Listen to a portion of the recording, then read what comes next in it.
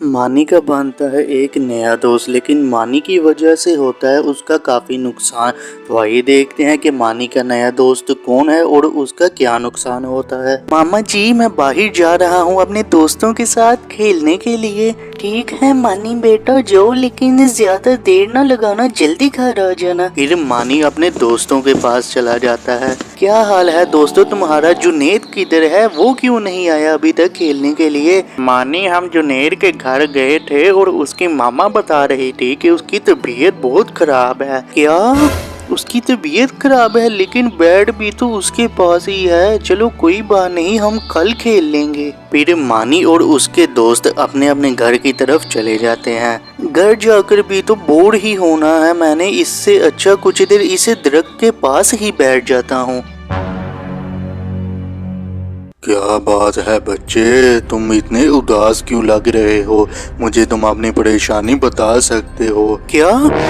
ये दरख्त कैसे बोल सकता है? कहीं मैं कोई ख्वाब तो नहीं देख रहा? नहीं नहीं बच्चे, तुम कोई ख्वाब नहीं देख रहे। मैं तुम जैसे अच्छे बच्चों के साथ ही बोलता हूँ।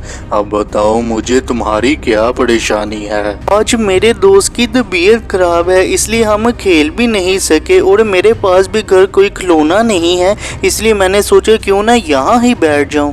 अच्छा तो ये बात है, तुम ऐसा करो, मेरे सब फल तोड़ लो और इन्हें बाजार में जाकर बेच दो और फिर उन पैसों से तुम अपने लिए खिलौने ले लेना। फिर मानी उस दरख्त के सभी फल उतार लेता है, जिसके बाद वो उन्हें बाजार में बेच देता है।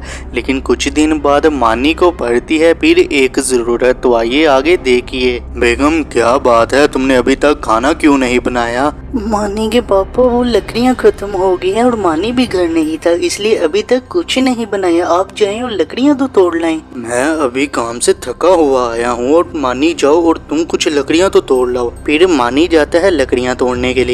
क्या बात है बच्चे, अब क्या चाहिए तुम्हें, बताओ मुझे। मेरे घर में लकड़ियाँ खत्म हो गई है, इसलिए मैं यहाँ कुछ लकड़ियाँ लेने के लिए आया हूँ। अच्छा तो तुम लकड़ियाँ लेने के लिए आए हो, तुम मेरी टहनी से कुछ लकड़ियाँ तोड़ लो।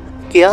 मैं अभी टहनी से तुम्हारी लकड़ियाँ तोड़ लेता हूँ। मानी उस दरख्त की टहनी से लकड़ियाँ तोड़कर घर चला जाता है, जिसके बाद मानी काफ़ी खुश होता है। और कुछ दिन बाद मानी की फैमिली के साथ बहुत बुरा होता है, जिससे वो परेशान हो जाते हैं। तो आइए देखते हैं कि ऐसा क्या होता है।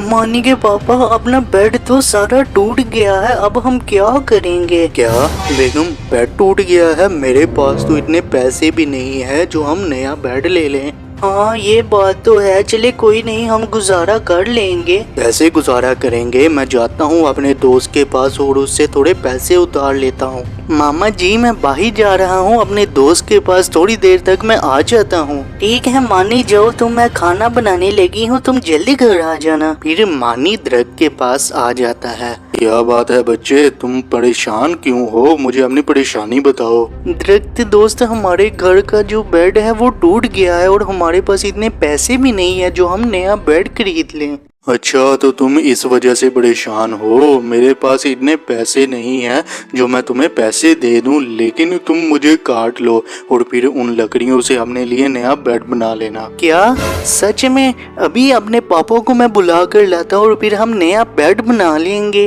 फिर मानी जाता है अपने पापा के पास और वो उससे बुला लेता है। फिर दोनों मिलकर उस दरख्त को काट लेते हैं, जिसके बाद वो अपने लिए नया बेड बना लेते हैं। तो इस स्टोरी से हमें ये पता लगता है कि दरख्त हमारी हर ज़रूरियात को पूरा करते हैं, लेकिन हम इंसान बिला वजह ही उन्हें काटने लग जाते हैं। लिहाजा दरख्तों की हिफाजत करें, उन्हें काटने से गुरेज करें।